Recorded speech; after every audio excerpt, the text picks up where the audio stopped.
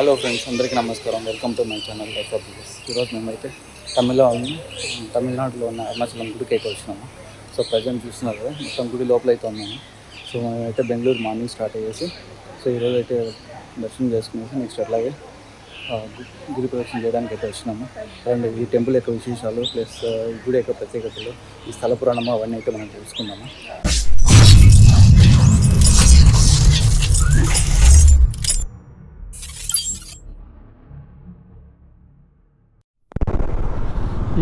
Present అయితే మనం మా ఇంటి దగ్గర నుండి బయలుదేరి ఇక్కడ జస్ట్ హుడీ సర్కిల్ మీద అయితే వెళ్తున్నాము. సో ఇక్కడ నుండి వైదేహి దగ్గర నుండి వర్తూర్ రోడ్ నుండి నెక్స్ట్ సర్జాపుర నుండి ఇంకా మన అత్తిబలి అక్కడ కనెక్ట్ అవుతాము. సో అక్కడ నుండి నెక్స్ట్ తమిళనాడులో ఇంకా మనం కృష్ణగిరి ఆ రూట్ అయితే వెళ్తాము. టు వైదేహి హాస్పిటల్ జంక్షన్ దగ్గర అయితే ఉన్నాము. సో ఇక్కడ నుండి ఇంకా మనం రైట్ తీసుకోవాలా. ఈ రైట్లో మంది ఫస్ట్ ఫ్యూయల్ స్టాప్. లెట్స్ ఇది కర్ణాటక తమిళనాడు బార్డర్లో ఇట్లా సర్జాపురం మీద వస్తే ఇది లాస్ట్ పెట్రోల్ బంక్. ఇవాళ అయితే రీచ్ అయిపోయినాము. ఇది చూడొచ్చు, ఇది నేషనల్ హైవే 44 పైన ఫ్లైఓవర్ కనపడుతుంది అదే. సో ఇక్కడ నుండి మనం అయితే లెఫ్ట్ తీసుకుంటే ఇంకా ఆ రూట్లో కనెక్ట్ అయిపోతాం. అత్తిపల్లి దాటితేనే మనకి ఫస్ట్ టోల్ గేట్ ఇదే. సో మనకి రైట్లో టోల్ గేట్ నెంబర్ 1 NH44 మీద అయితే ఉంటుంది ఇది. సో ఇది దాటుకుంటానే మనకైతే ఆంధ్ర అని వచ్చేస్తుంది. ఇది దాటుకుంటేనే మనకి కర్ణాటక తమిళనాడు బార్డర్ అయితే ఉంటుంది.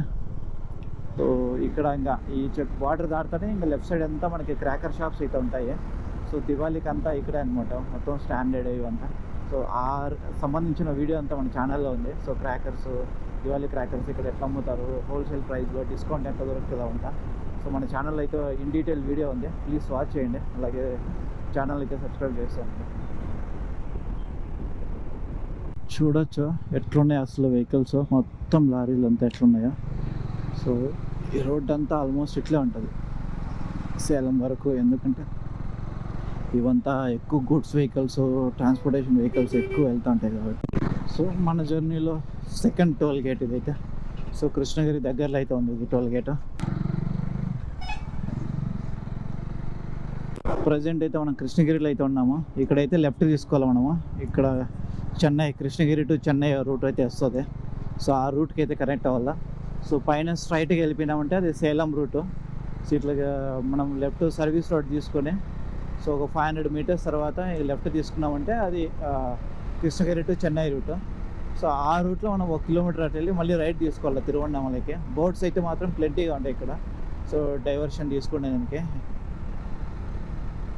డైరెక్షన్స్ ప్లస్ నావిగేషన్కి అయితే ఇష్యూ ఏం లేదు. సో క్లియర్గా అయితే బోర్డ్స్ అన్నీ ఉన్నాయి. ఒక చోట తమిళ్లో, ఒక చోట ఇంగ్లీషు. సో ఈవెన్ కొత్త వాళ్ళు వచ్చినా కూడా ఈజీగా ఐడెంటిఫై చేసుకోవచ్చు. సో ఇదనమాట చెన్నై కృష్ణగిరి హైవే, ఇది 6 లేన్ హైవే. సో మనం ఇంకా జంప్ పైకి టోల్ రోడ్. మనమైతే ఆడ నేషనల్ హైవే 44 నుండి లెఫ్ట్ తీసుకొని ఒక 500 మీటర్స్ ఇట్లా సర్వీస్ రోడ్లో వచ్చినట్లయితే ఇక్కడ సర్వీస్ రోడ్లో ఈ ఫ్లైఓవర్ కింద అయితే ఒక రైట్ టర్న్ అయితే తీసుకోవాలి తిరువన్నామలైకి. ఇక్కడ నుండి ఇంకా ఒకటే రూట్ మనకి, ఇంకా సో డైవర్షన్స్ అవి ఉండవు. ఇంకా స్ట్రైట్ ఒకే రూట్ మనకి టెంపుల్ వరకు ఇంకా ఇదే రూట్ ఉంటుంది అనమాట. ఇక్కడ నుండి ఇంకా తిరువన్నామలయ్యి 110 కిలోమీటర్స్ అయితే ఉంది. ఇప్పుడు చూడండి, ఇక్కడ చూడండి వ్యూ అయితే మాత్రం సూపర్ అసలు. అబ్బా కేక ఫారెస్ట్ అయితే భలే ఉంది ఇక్కడ. ఇంకా కొద్దిగా రైనీ సీజను లేదంటే కొద్దిగా ఆకులు అంతా చిగురు వచ్చిన తర్వాత వస్తే మాత్రం భలే ఉంటుంది ఇది మాత్రం.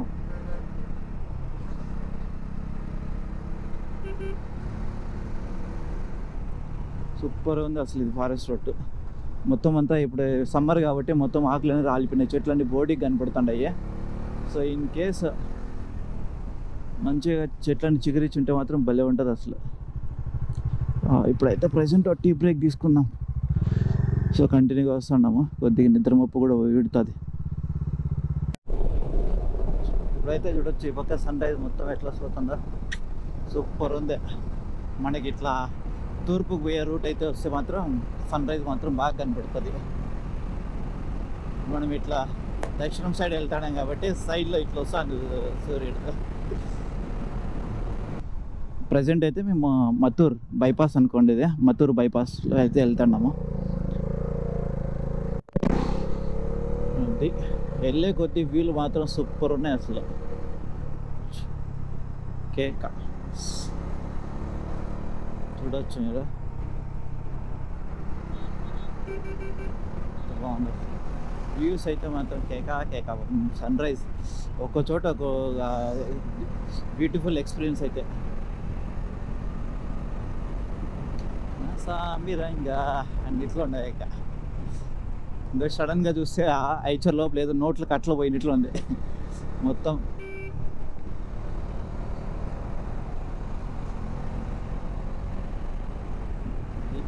చూడొచ్చు అసలు మొత్తం ఇటు సైడ్ అటు సైడ్ మొత్తం కొబ్బరి చెట్లే. ఆ కొబ్బరి చెట్ల మధ్యలో ఏంటి సన్ రైజ్. అవ్వా ఇక్కడ కొద్దిగా డివియేషన్ అయితే తీసుకోవాలా. సో ఇది కూడా రోడ్డు బాగానే ఉంది, కానీ ఇది హైవే రోడ్డు, ఇది వచ్చేసి నార్మల్ ముందున్న రోడ్డు. ఇప్పుడైతే చూడొచ్చు వ్యూ అయితే ఎట్లా ఉందో. కరెక్ట్గా సూర్యుడు స్టార్ట్ చేస్తాడు. ఇంకా ఎండ స్టార్ట్ చేయలేదు. ఎంతసేపు అని కూల్గా పోతారు మీరు, ఎండ స్టార్ట్ చేసుకోండి అని చెప్పి. ఇది చూడొచ్చు మొత్తం అంతా వరి నాటేస్తుంది ఇక్కడంతా. ఇక్కడ దగ్గరలో ఒక డ్యామ్ అయితే ఉంది. సో అక్కడ నుండి వాటర్ వీరికి అయితే బాగా రిసోర్స్ అయితే బాగా వాటర్ రిసోర్స్ అయితే ఉంటుంది ఇక్కడ. అక్కడ కనపడుతుంది కదా కొండ, అది మన తిరువణామలై కొండ. ఇక్కడ నుండి ఒక 5 to 6 kilometers ఆల్మోస్ట్ మనము టౌన్ అవుట్స్కట్స్లో ఉన్నాము. సో అక్కడ కనపడుతుంది కదా, అదే అనమాట తిరువణామలై కొండ. సో దాని చుట్టూనే మనం గిరి ప్రదక్షిణ అయితే చేస్తాము. రండి ఇంకా దగ్గరికి వెళ్ళినప్పుడు అయితే చూపిస్తాను. ఫైనల్గా మనము అరుణాచలం టెంపుల్ దగ్గరికి అయితే వచ్చేసినాము. చూడవచ్చు అక్కడ ఎదురుగా గోపురం కనపడుతుంది కదా, ఇది దక్షిణం సైడ్ ఉండే గోపురము. సో మనం తూర్పు సైడ్ ఉండే రాజగోపురం దగ్గరికి వెళ్ళి ఇంకా అక్కడ నుండి దర్శనానికి అయితే వెళ్దాము. ఫైనల్గా అయితే అరుణాచలం టెంపుల్ అయితే రీచ్ అయిపోయినాము. ఇక్కడ దగ్గరలోనే బస్ స్టాప్లో వెహికల్ పార్క్ చేసి ఇప్పుడైతే టెంపుల్ దగ్గరికి అయితే వచ్చినాము. చూడవచ్చు ఎట్లా ఉందో రాజగోపురము. మోస్ట్ 11 అంతస్తులు. మన దేశంలో 3వ 4వ అతిపెద్ద రాజగోపురం ఇది. సో తిరువణామలై టెంపుల్ ఇక ఈస్ట్ సైడ్ ఉండే మెయిన్ గోపురం ఇది. సో ఇంక ఈ పక్క నుండి మనము దర్శనానికి అయితే ఎంటర్ అవ్వాలా. ఇలా చూడండి, ఈ విధంగా మొత్తం 4 పక్కల 4 దిక్కులకి పెద్ద పెద్ద గోపురాలు ఉంటాయి. మళ్ళీ లోపల వచ్చేసి మళ్ళీ 4 గోపురాలు, మళ్ళీ మెయిన్ గర్భగుడి దగ్గర మళ్ళీ 4 గోపురాలు ఉంటాయి అన్నమాట. చాలా ఉంటాయి ఈ గుళ్ళు అయితే గోపురాలు. రండి చూద్దాం అట్లయితే. మనకున్న పంచభూత లింగాలలో అరుణాచలంలో అయితే అగ్నిలింగం ఉంది. అరుణాచలం అనగా అరుణ ఎర్రని, అచలం కొండ, ఎర్రని కొండ అని అర్థము. అలాగే అరుణ అంటే పాపాలను హరించినది అని అర్థము. తమిళంలో తిరువణ్ణామలై అంటారు. తిరు అనగా శ్రీ, అన్నామలై అనగా పెద్ద కొండ అని అర్థము. ఇక్కడ స్థల పురాణం అయితే ఇప్పుడు తెలుసుకుందాము. సో పూర్వం బ్రహ్మ అలాగే విష్ణువు నేను గొప్ప అంటే నేను గొప్ప అని గొడవ పడుతుంటే శివుడైతే ఒక అగ్నిలింగంగా మారి ఈ లింగం యొక్క ఆది అంతాలను తెలుసుకొని రమ్మంటారు. ఎవరైతే ముందు తెలుసుకొని వస్తారో వాళ్ళే గొప్ప అని చెప్తారు. విష్ణువు లింగం యొక్క ఆదిని తెలుసుకోవడానికి వరాహమూర్తి అవతారంలో భూమిని తవ్వుకుంటూ పాతాళానికి వెళ్ళిపోతాడు. అలాగే బ్రహ్మ అయితే హంసవాహనం ఎక్కి పైభాగాన్ని తెలుసుకోవడానికి వెళ్తాడు. ఇలా కొన్ని వేల దివ్య సంవత్సరాలు వెళ్తూ ఉన్నా వాళ్ళు కనుక్కోలేకపోతారు. అలాగే బ్రహ్మకి అలసట రావడంతో ఒక చోట ఆగిపోతాడు. అప్పుడు పైనుండి ఒక మొగలి పువ్వు కింద పడుతూ ఉంటుంది. బ్రహ్మ ఆ పువ్వుని ఎక్కడి నుండి వస్తున్నావు అని అడిగితే నేను ఈ లింగం నుండి పడడం స్టార్ట్ అయ్యి కొన్ని వేల సంవత్సరాలు అయింది, స్టిల్ నేను పోతూనే ఉన్నాను అని చెప్తుంది. అప్పుడు బ్రహ్మ అయితే ఒకవేళ శివుడు అడిగినట్లయితే నిన్ను శివుడు యొక్క లింగం ఏదైతే ఉంటుందో ఆ లింగం పైనుండి తీసుకొస్తున్నాను చెప్పు అంటాడు. దానికి మొగలి పువ్వు ఓకే అంటది. అదే టైంలో అక్కడికి కామధేను కూడా వస్తుంది. బ్రహ్మదేవుడు అయితే కామధేను కూడా అలాగే అడుగుతాడు, నువ్వు కూడా సాక్ష్యం చెప్పు అని. దానికి కామధేనువు ఓకే అంటది. సో ఈలోగా విష్ణువు అయితే ఎంత ట్రై చేసినా కూడా లింగం యొక్క అంతాన్ని అయితే తెలుసుకోలేకపోతాడు. సో తన యొక్క తప్పుని రియలైజ్ అయ్యి శివుడి దగ్గరకు వచ్చి నిజం ఒప్పుకుంటాడు. నా అజ్ఞానాన్ని క్షమించు, నేను అజ్ఞానంతో అలా గొడవ పడ్డాను అని చెప్పేసి. సో దానికి శివుడు అంగీకరిస్తాడు. సో ఈలోగా బ్రహ్మ అక్కడికి వచ్చి నేనైతే ఆ లింగం యొక్క పైభాగాన్ని కనుక్కున్నాను, కావాలంటే ఈ మొగలి పువ్వుని యొక్క కామదేవుని యొక్క సాక్ష్యం తీసుకో అంటాడు. దానికి మొగలి పువ్వు ఓకే అంటది. అవును బ్రహ్మదేవుడు నన్ను పైనుండి తీసుకొస్తున్నాడు అని చెప్తుంది. సో కామదేవుని అయితే తలతో అయితే అవునని చెప్తుంది, తోకతో అయితే కాదు అని చెప్తుంది. ఇట్లా శివుడికి అయితే నిజం తెలిసి కోపంతో ఇద్దరికి శపిస్తాడు. మొగలి పువ్వుని అయితే నువ్వు ఇట్లా అబద్ధాలు చెప్పినావు కాబట్టి నువ్వు ఏ పూజకైతే పనికిరావు అని చెప్పి శపిస్తాడు. అలాగే కామధేను అయితే తలతో అవునని సమాధానం ఇచ్చి అబద్ధం చెప్పింది కాబట్టి నీకు తల భాగానికి ఎవరు పూజ చేయరు, ఓన్లీ నీ యొక్క వీపు భాగానికి వెనక భాగానికి మాత్రమే పూజలు అందుకుంటావని చెప్పిస్తాడు అనమాట. అరుణాచలంలో ముఖ్యంగా 3 ఉత్సవాలు అయితే జరుగుతాయి. ఆలయంలో వలయాకారపు మండపం అయితే ఒకటి ఉంటుంది, అక్కడ అమ్మవారికి గాజులు సమర్పిస్తూ ఉంటారు. అలాగే కార్తీక మాసంలో ఇక్కడ జరిగే మరొక గొప్ప ఉత్సవం కార్తీక దీపోత్సవము. అలాగే ఇంకొకటి వచ్చేసి పార్వతీ పరమేశ్వరుల మధ్య వచ్చే ప్రణయ కలహోత్సవము. ఎందుకు వారి మధ్య ప్రణయ కలహం వచ్చిందంటే ఒక కథ అయితే వాడుకలో ఉంది. శివుడి యొక్క పరమ భక్తుల్లో భృంగి ఒక్కడు. భృంగి ఓన్లీ శివుడికి మాత్రమే పూజ చేసేవాడు, శివుని చుట్టూ మాత్రమే ప్రదక్షిణలు చేసేవాడు. సో ఇలా రోజు చేస్తుండడంతో అమ్మవారికి కోపం వస్తుంది. సో ఎందుకు ఓన్లీ శివుడికి మాత్రమే చేస్తున్నాడు అని చెప్పి సరే అని ఒకరోజు భృంగిని అయితే పరీక్షించాలని అమ్మవారు శివుడి యొక్క ఎడమ భాగంలోకి వెళ్ళి అర్ధనారీశ్వరి అవతారం అయితే ఎత్తుతారు. అప్పుడు భృంగి వచ్చేసి ఒక తేనెటీగలాగా మారి ఆ పార్వతీదేవికి శివుడికి మధ్యలో ఒక రంధ్రం చేసుకొని శివుడి చుట్టూ మాత్రమే ప్రదక్షిణ చేస్తారు. సో దీనికి శివుడు మెచ్చి ఆ భృంగికి అయితే మోక్ష మార్గాన్ని ప్రసాదిద్దామని అంటాడు. అప్పుడు పార్వతీదేవి అయితే వద్దు అని చెప్పి ఇద్దరు గొడవ పడతారన్న. ఈ విధంగా శివుడు భృంగికి అయితే మోక్ష మార్గాన్ని ఇవ్వడంతో పార్వతీదేవికి కోపం వచ్చి అంబిత కుచాంబ ఆలయంలోకి వెళ్ళి తలుపు వేసుకుంటది. పరమశివుడు ఒక్కడే ప్రదక్షిణకు వెళ్తే దొంగలు దోచుకుంటారు. ఇప్పటికీ ఈ దొంగల తోపును ఆనవాయితీగా ఇక్కడైతే చేస్తూ ఉంటారు ఈ టెంపుల్లో. ఈ టెంపుల్ యొక్క మరొక అద్భుత విశేషం ఏమంటే ఇక్కడున్న గోపురాలు. సో ఇక్కడ మొత్తము 3 ప్రాకారాలుగా ఉంటుంది. ఫస్ట్ ప్రాకారంలో ఈ విధంగా చుట్టూ 4 పెద్ద గోపురాలు ఉంటాయి. ఈ గోపురాన్ని అయితే మనకి శ్రీకృష్ణ దేవరాయలు అయితే కట్టించినారు, ఈ రాజగోపురాన్ని. సో అలాగే రెండవ ప్రాకారంలో మళ్ళీ చుట్టూ 4 గోపురాలు ఉంటాయి. ప్లస్ అలాగే మళ్ళీ మనం 3వ ప్రాకారం ఏదైతే గర్భగుడి వెళ్తామో అక్కడైతే కూడా చుట్టూ మళ్ళీ 4 గోపురాలు ఉంటాయి. సో ఈ విధంగా మొత్తం 3 ప్రాకారాల్లో చాలా పెద్ద పెద్ద గోపురాలు అయితే ఉంటాయి. సో ప్రజెంట్ అయితే మనము మొదటి ప్రాకారం లోపల అయితే ఉన్నాము. ఇక్కడ వరకు అయితే మనకి కెమెరాస్ అలో ఇవంతా ఉన్నాయి. సో ఈ మొదటి ప్రాకారం లోపలే మనకి ఈ విధంగా కోనేరు అయితే కూడా ఉంది. ప్లస్ అలాగే 3వ కాంపౌండ్ అదే ప్రాకారం అంటాం కదా, అక్కడ కూడా ఒక కొలను అయితే ఉంది. ఇక ఈ ఉత్తర దిక్కున్న పెద్ద గోపురాన్ని అయితే ఒక మహిళ అయితే కట్టించినారు. ఆమె పేరే అమ్మని అమ్మన్. ఈమెయితే అక్కడ ఉన్నటువంటి ప్రజలందరి దగ్గరికి వెళ్ళి దానాలు తీసుకొని వాటితోటి ఈ యొక్క గోపురం అయితే ఉత్తరం దిక్కునైతే ఏ గోపురం అయితే ఉంటుంది పెద్దది మొదటి ప్రాకారం సైడ్. సో ఆ గోపురాన్ని అయితే కట్టించినారు. ఇక్కడ ఉన్న మరో గోపురాన్ని బల్లాల మహారాజు కట్టించారు. దీనిని కిరి గోపురం అని అంటారు. దీనికి సంబంధించిన ఒక కథను చెబుతారు. బల్లాల మహారాజు అపారమైన శివభక్తుడు. ఆయనకు 2 భార్యలు, సంతానం మాత్రం లేదు. విభూతి ధరించి ఎవరు వచ్చి ఏం కోరినా ఇచ్చేవాడట. బల్లాల రాజుని పరీక్షించాలని పరమశివుడు పెద్ద జంగమదేవర రూపంలో కొందరు జంగమదేవరులను వెంట పెట్టుకొని ఆయన ఇంటికి వెళ్ళాడట. అతిథి సంస్కారాలు అయిన తర్వాత అందరూ దేవదాసీలను కోరగా మహారాజు పంపాడంట. అయితే పెద్ద జంగమదేవరికి పంపడానికి దాసి లేకపోయిందంట. దీంతో మహారాజు రెండో భార్య చెల్లెమ్మ వచ్చి శివభక్తిలో ఎలాంటి లోపం రాకూడదు అని తానే వెళ్తానని అందట. దీంతో ఆమె పెద్ద జంగమదేవరి గదికి వెళ్ళి నిద్రపోతున్న ఆయన లేపేందుకు తాకగా పసిబాలుడిగా మారిపోయాడట. ఆ బాలుడిని ఎత్తుకొని మహారాజు వద్దకు తీసుకొని రాగా రాజు చేతుల్లోకి తీసుకోగానే ఆ బిడ్డ అంతర్ధానం అయిపోయి కేవలం మాటలు మాత్రమే వినిపించాయట.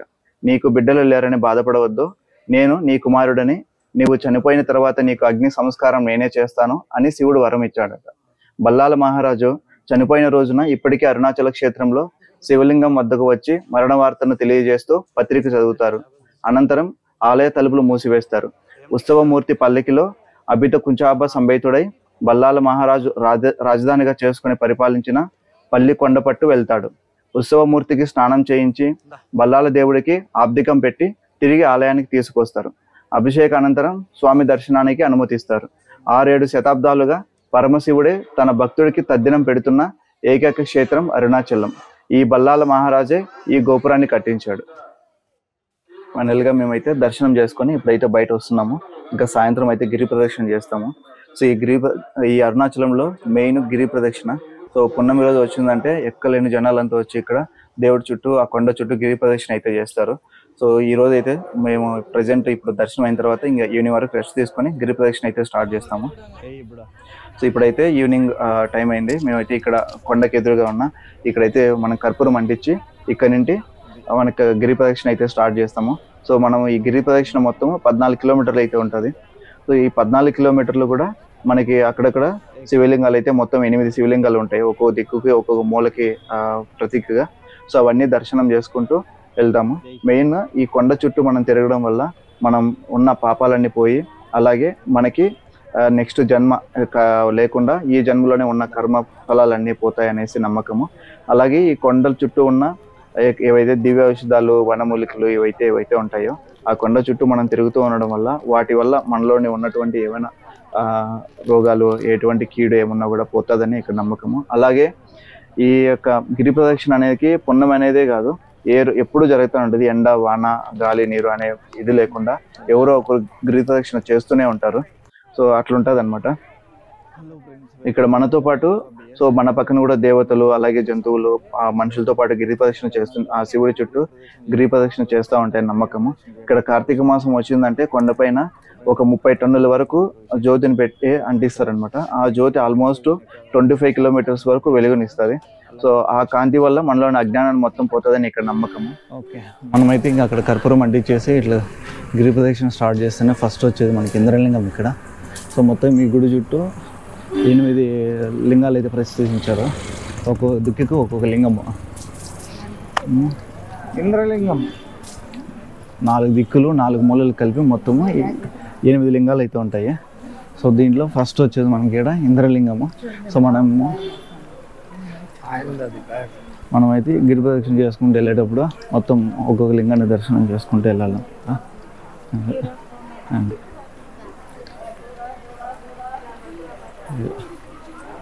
ఫస్ట్ లింగం ఇంద్రలింగం ఇక్కడ. సో ఇది నడుస్తూ ఉంది. ఇప్పుడు ప్రజెంట్ అయితే ఒక లింగం దర్శనం చేసుకున్నాము, అలాగే వినాయకుడిని దర్శనం చేసుకున్నాము.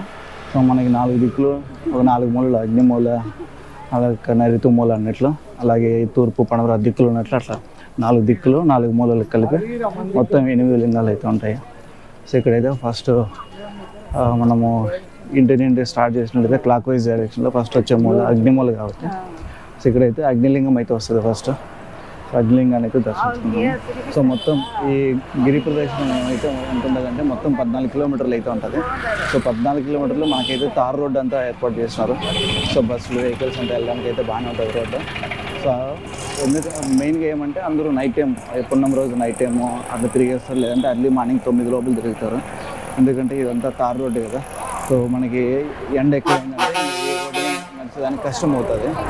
సో అందుకని మ్యాక్సిమం మార్నింగ్ 9 లోపల కంప్లీట్ చేస్తారు, లేదంటే ఈవినింగ్ 4, 5 ఆ టైంలో స్టార్ట్ చేసి నైట్ అంతా తిరుగుతారు. సో నైట్ అంతా మనము గిరి ప్రదక్షిణ చేసుకుని వచ్చేసరికి మనకి మార్నింగ్ గుడి తెరిచే టైం అవుతుంది. లేదంటే ఒకవేళ తొందరగా వచ్చేసిన అయితే గుడి దర్శనం కోసం వెయిట్ చేస్తూ ఉంటారు, చేసి దర్శనం చేసుకుని వెళ్తారు అన్నమాట. ఫస్ట్ లింగం అగ్నిలింగం అని చెప్పేసింది కదా. సో ఇట్లా డైరెక్షన్ లోపలికి వెళ్ళేసి అగ్నిలింగం అయితే తీసుకున్నాం అంతే. రండి వెళ్దాం రండి.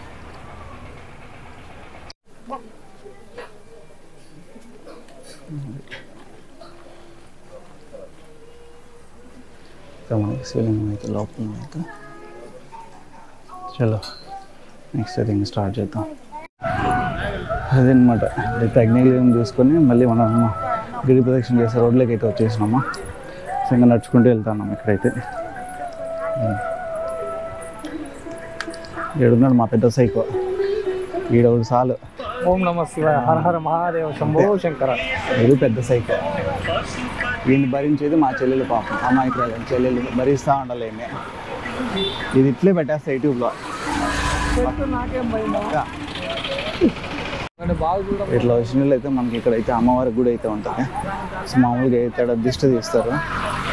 సో అమ్మవారి గుడి అయితే ఉంటుంది. ఇక్కడ నిమ్మకాయలంతా చెప్తారు.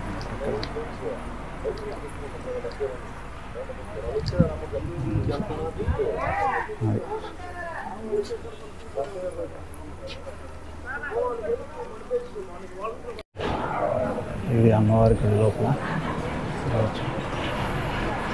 లోపల కెమెరాలు అలా ఉన్నాయి లేదు నాకైతే తెలియదు, అందుకని మ్యాక్సిమం బయట ఉంటే నేను అన్ని కవర్ చేసుకున్నాను. ఇప్పుడైతే 3వ లింగం దగ్గరికి అయితే వచ్చినాము. 3వ లింగం మనకు వచ్చేసి ఇక్కడ యమలింగము.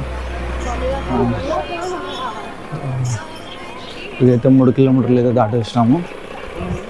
3 కిలోమీటర్ల దగ్గర మనకైతే యమలింగం అయితే ఉంటుంది. చూడొచ్చు లోపల అన్నమాట. ప్రతి లింగం దగ్గర అయితే ఈ విధంగా మనం చేతిలో కర్పూరాలు పెట్టుకున్నాం, ఒక చోట ఒకటి అంటించుకుంటూ వెళ్తాం. అంటించుకొని లోపల ఉన్న ప్రతి ఒక్క శివలింగాన్ని దర్శనం చేసుకొని మన యొక్క గిరి ప్రదక్షిణ అయితే కంటిన్యూ చేస్తాము. సో మనమైతే వెళ్ళేటప్పుడు అయితే ఇక్కడంతా మ్యాప్ అయితే ఉంటుంది మనకి. ఇట్లా ప్రజెంట్ రెడ్ కలర్ ఉండే చోట అయితే మనం ఉన్నట్లో మొత్తం పాత్ ప్లేస్, అలాగే ఏ శివలింగం ఎక్కడెక్కడ ఉన్నాయో, మనం ఎన్ని కంప్లీట్ చేసినామో, కిలోమీటర్స్ అన్నీ ఇక్కడ చూపిస్తూ ఉంటుంది అనమాట.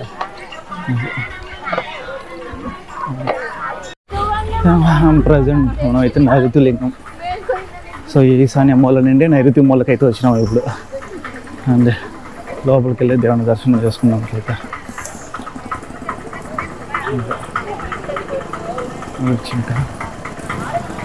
సో మనం ఈ గిరి ప్రదక్షిణ చేసేటప్పుడు మెయిన్గా ఇట్లా వచ్చి ఒక్కో దిక్కుకు ఒక లింగం ప్రతిష్ఠించినారు కాబట్టి ప్రతి లింగాన్ని దర్శించుకొని అక్కడైతే విభూతిని అయితే ప్రసాదంగా ఇస్తారు. ఆ విభూతిని అన్నిటిని తీసుకెళ్ళి మనం డైలీ యూజ్ చేసుకోవచ్చు. అంటే డైలీ పూజ గదిలో పెట్టి తలకు పెట్టుకోవచ్చు బొట్టులాగా. సో అది పెట్టుకుంటే చాలా మంచిది.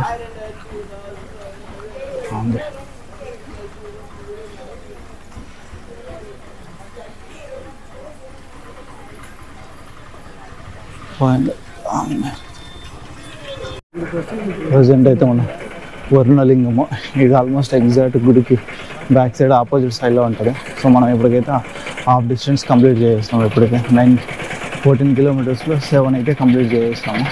ఇక్కడ చూస్తున్నారు కదా, ఇదే వరుణలింగం మనకి. సో ఇప్పుడు హాఫ్ డిస్టెన్స్ వచ్చినాము, ఇంకా హాఫ్ డిస్టెన్స్ వెళ్ళాలన్నమాట. ఫైనల్గా మనమైతే వరుణలింగం నుండి వాయులింగము, సో ఇక్కడికైతే ఆల్మోస్ట్ 2 కిలోమీటర్స్ 3 కిలోమీటర్స్ అయితే వస్తుంది వరుణలింగం నుండి వాయులింగం వరకు. అది ఇంకా 2 లింగాలు ఉన్నాయి మెయిన్గా. మార్నింగ్ 3కి అయితే స్టార్ట్ చేసినాము గిరివలము టెంపుల్ దగ్గర నుండి. షిఫ్ట్ ఆల్మోస్ట్ 9 కిలోమీటర్లు అయితే వచ్చినాము. ఇప్పుడు టైం వచ్చేసి 6:30. ఇంకా 4 కిలోమీటర్లు 5 కిలోమీటర్లు మనం గుడి దగ్గరికి వెళ్ళడానికి. అట్లాగే మధ్యలో ఇంకా 2 లింగాలు అయితే వస్తాయి. మొత్తం 8 లింగాల్లో 6 లింగాలు అయితే దర్శనం చేసుకుని వచ్చినాము. ఇంకా 2 లింగాలు అయితే ఉన్నాయి. మొత్తం మనకి ఇది 14 కిలోమీటర్లు అయితే ఉంటుంది అన్నమాట. సో ఎంత ఫాస్ట్గా నడిస్తే అంత భిన్న కాళ్ళ నొప్పులు వస్తాయి. సో అందుకే ఈ గిరివాలం చేసేటప్పుడు, గిరివాలం అంటే కొండ చుట్టూ ప్రదక్షిణ చేసేది. సో ఎంత చిన్న గర్భిణీ స్త్రీలు ఎట్లా నడుస్తారో స్లోగా, అట్లా స్లోగా నడచాలా. అట్లా నడిచినప్పుడు అయితే మనకి పాదాలకి అయితే అంత పెయిన్ అయితే కనపడదు.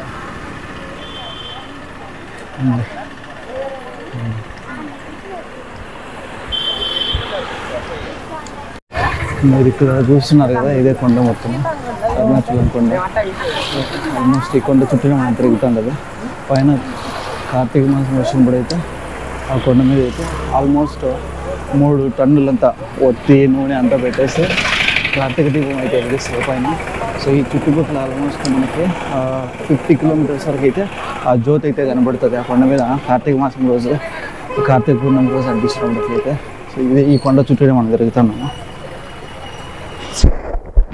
చూస్తున్నట్లయితే చూడండి, సూర్యోదయం కూడా అవుతుంది. ఇంకా 6:30 అయింది. ఇంకా ఆల్మోస్ట్ సూర్యుడు కూడా బయట వస్తున్నాడు. సో మ్యాక్సిమం ఆ సూర్యుడు మన మీద ప్రతాపం చూపించడానికంటే ముందే తొందరగా తిరిగేద్దాం. అంటే ఇదైతే చంద్రలింగం, అంటే చంద్రలింగం 7వ లింగం. సో ఇక్కడ నుండి ఇంకా గిరివాలం కంప్లీట్ చేయడానికి 4.80 కిలోమీటర్స్ అయితే ఉందన్నమాట.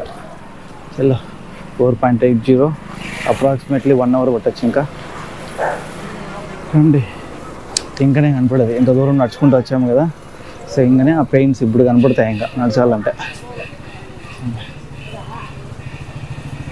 ఇది వచ్చేసి కుబేరలింగం. ఇక్కడ అయిపో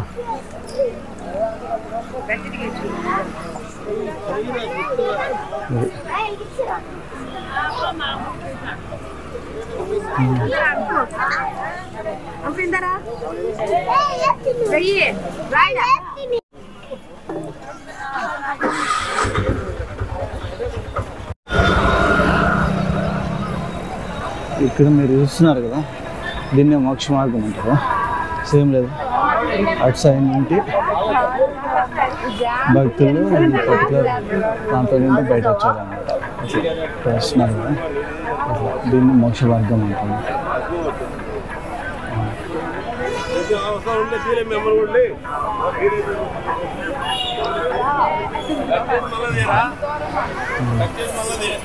సో మెయిన్గా ఈ మోక్ష మార్గము ప్లస్ ఈ గిరి ప్రదక్షిణ వల్ల ఇంకోటి ఏమంటే, సో మనం ఉన్న జన్మల కర్మ పాపాలు అవన్నీ క్లియర్ అయిపోయి నెక్స్ట్ ఇంకో జన్మ చాలు, మాకు ఇంతతో చాలు ఈ పాపాలను భరించేదానికి, ఇంకో జన్మ వద్దు అనే లేపులో ఇంకా ఆ మోక్ష మార్గం నుండి ఎవరైతే బయట వచ్చేస్తారో సో వాళ్ళకి ఇంకో జన్మ లేకుండా ఈ జన్మతోనే వాళ్ళ పాపాలన్నీ క్లియర్ అయిపోతాయి అని అర్థం అనమాట.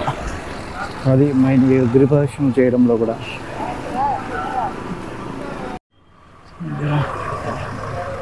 ఫైనల్గా మనం ఈశాన్య లింగము, ఇది ఫైనల్ లింగం అనమాట.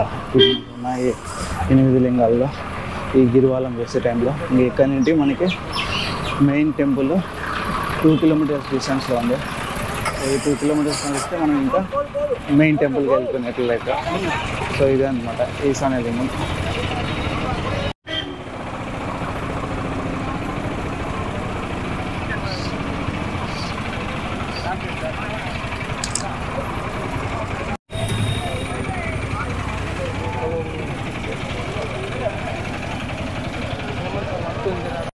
ఇది అనమాట ఫైనల్గా ఎక్కడైతే స్టార్ట్ చేసినామో అక్కడికి వచ్చేసినామో మొత్తము.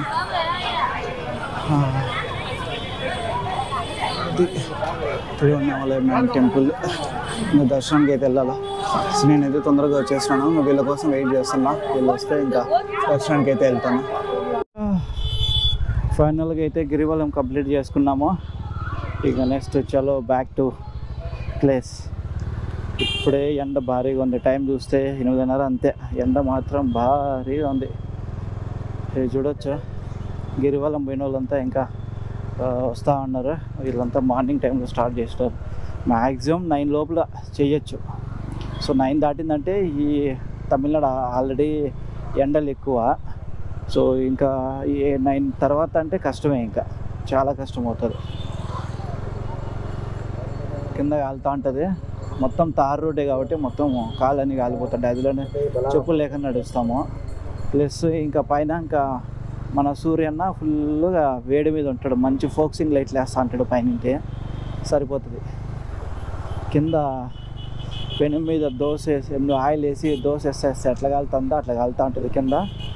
పైన సూర్యుడు వచ్చేసి ఇంకా ఫుల్గా 2 వైపులా మార్చేస్తాడు అంతే. ఇంకా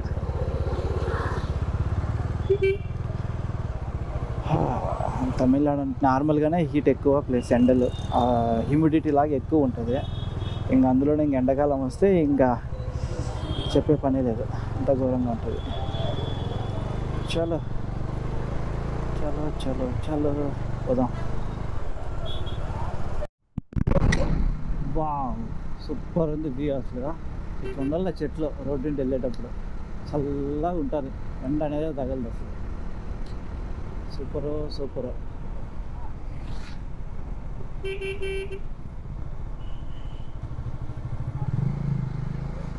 మొత్తం చెట్లన్నీ చింత చెట్లు ఈ పక్క ఆ పక్క మొత్తం రోడ్డు పై గొడుగులాగా వచ్చేసినాయి. మొత్తం చూడొచ్చు మొత్తం ఎంత బాగుంది అసలు.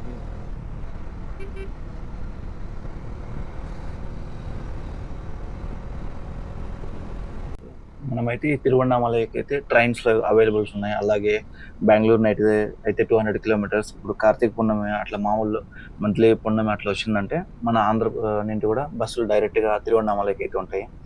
సో ఈవెన్ నెల్లూరు అటు సైడ్ నుండి కూడా బస్సులు అయితే ఉంటాయి. కర్నూలు, కడప అక్కడి నుండి కూడా బస్సులు అయితే ఉంటాయి. సో మనమైతే బస్సులో రావచ్చు ఇక్కడికి. సో అలాగే ఇక్కడ స్టే అయితే మామూలుగా అయితే నైట్ గిరి ప్రదక్షిణ చేసేదానికి అయితే మనం వెహికల్స్లో వచ్చినట్లయితే, సో వెహికల్ ఎక్కడైనా షాప్స్ ముందర అంటే గుడి చుట్టూ పార్కింగ్ ఏరియాలో వెహికల్స్ పెట్టేసి మనం గిరి ప్రదక్షిణ అయితే వెళ్ళొచ్చు. సో మార్నింగ్ మనము తొందరగా 5 లోపల క్యూ లైన్లోకి వెళ్ళి దర్శనం కంప్లీట్ చేసుకున్నట్లయితే సో తొందరగా మనము మళ్ళీ బయట వచ్చేయచ్చు. సో మ్యాక్సిమం కార్తీక పూర్ణమి లేదంటే మామూలు మంత్లీ ఫుల్ మూన్ డే వచ్చినప్పుడు ఎక్కువ మంది జనాలు ఉంటారు. మనకైతే దేవుడి యొక్క దర్శనం అయితే చాలా కష్టం అవుతుంది. అందరూ ఎక్కువగా గిరి ప్రదక్షిణ చేసుకుని వెళ్ళిపోతూ ఉంటారు. సో మిగతా రోజుల్లో కావాలంటే దర్శనం అయితే చేసుకోవచ్చు. సో మాకు కూడా ఈరోజు పుణ్యం రోజు కాబట్టి దర్శనం అయితే చాలా టైం అయితే పట్టింది. సో కొద్దిగా క్రౌడ్ అయితే తక్కువ ఉంది ఈసారి, అయినా కూడా ఆల్మోస్ట్ 4 to 5 hours అయితే పట్టింది. లోపల మేమైతే స్పెషల్ దర్శనం 50 రూపీస్ దర్శనం లోకి వెళ్ళినాం కూడా. సో అక్కడ కూడా టైం అయితే పట్టింది. సో ఇక్కడైతే మామూలుగా హోటల్స్ అయితే మాత్రం పున్నమ రోజు అయితే చాలా ఎక్కువ ఉంటాయి. మామూలుగా 500-600 ఉండే రూమ్స్ కూడా 3000 to 4000 అట్లా ఛార్జ్ చేస్తారు. సో స్టే అవసరం లేదనుకుంటే జస్ట్ మన వెహికల్ ఎక్కడైనా పార్క్ చేసి గిరి ప్రదర్శనకి అయితే వెళ్ళిపోవచ్చు. స్టే కంపల్సరీ అన్నప్పుడు మాత్రమే రూమ్స్ అయితే తీసుకోండి. సో నార్మల్గా అయితే అవసరం లేదు. ఇంకా రెస్ట్ రూమ్స్ అవన్నీ అయితే గుడి చుట్టూ పెయిడ్ రెస్ట్ రూమ్స్ అయితే ఉంటాయి. 10 రూపీస్ 20 రూపీస్ అలా ఇచ్చేసి స్నానానికి కానీ లేదంటే టాయిలెట్స్ అవి అయితే అవైలబుల్ అయితే ఉంటాయి. నార్మల్ డేస్లో అయితే ఈ టెంపుల్ మధ్యాహ్నం 12:30 వరకు అయితే ఓపెన్లో ఉంటుంది. అలాగే మళ్ళీ సాయంత్రం అయితే 4 గంటల నుండి 9 గంటల వరకు ఉంటుంది. సో రాత్రి 9 తర్వాత గుడి అయితే మూసేస్తారు. మళ్ళీ మనకి పౌర్ణమి రోజు అయితే రాత్రి వేళందరికీ దర్శనం అయ్యేంత వరకు ఎవరైతే క్యూ లైన్లో ఉంటారో వాళ్ళందరికీ దర్శనం అయ్యేంత వరకు ఆలయం అయితే ఓపెన్లోనే పెడతారు. ఇదేనండి మా అరుణాచలం యొక్క ట్రిప్ విశేషాలు. సో ఈ వీడియో మీకు నచ్చినట్లయితే ప్లీజ్ వాచ్ చేయండి, లైక్ చేయండి, అలాగే మీ ఫ్రెండ్స్తో పాటు షేర్ చేసి సబ్స్క్రైబ్ చేయించండి. Thanks for watching. జై హింద్.